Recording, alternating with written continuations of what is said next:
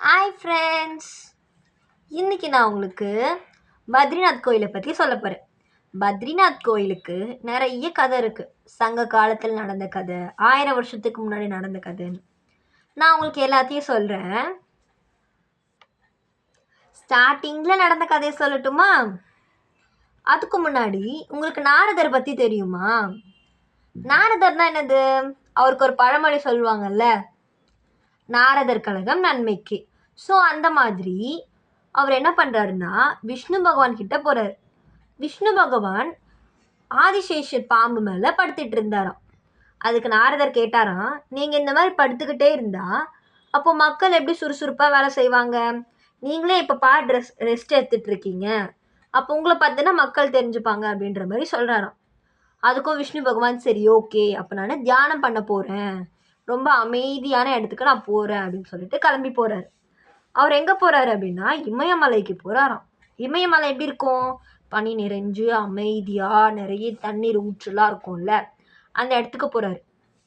இமயமலையில் ஆல்ரெடி யார் இருந்தா அப்படின்னா சிவபெருமானும் பார்வதி தேவியும் இருந்தாங்களாம்.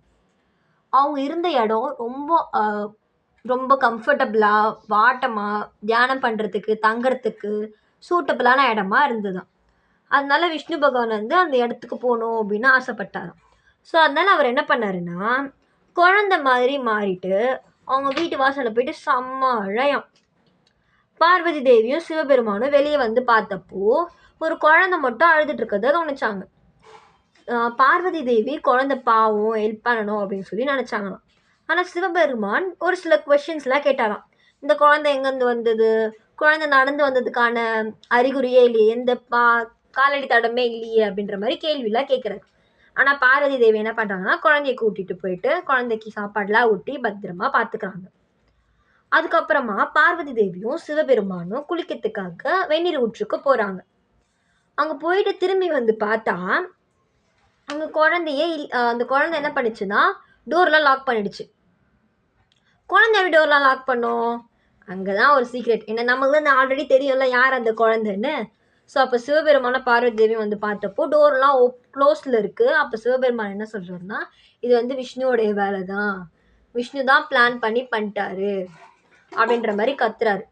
இப்போ அவங்களால சண்டை கூட போட முடியாதுல்ல, ஏன்னா விஷ்ணு யார்? பார்வதி தேவியோட அண்ணன். சண்டை போட்டாலும் நல்லா இருக்காது அப்படின்னு சொல்லிட்டு 2 பேரும் சிவபெருமானும் பார்வதி தேவியும் கேதார்நாத்துக்கு போயிட்டாங்க.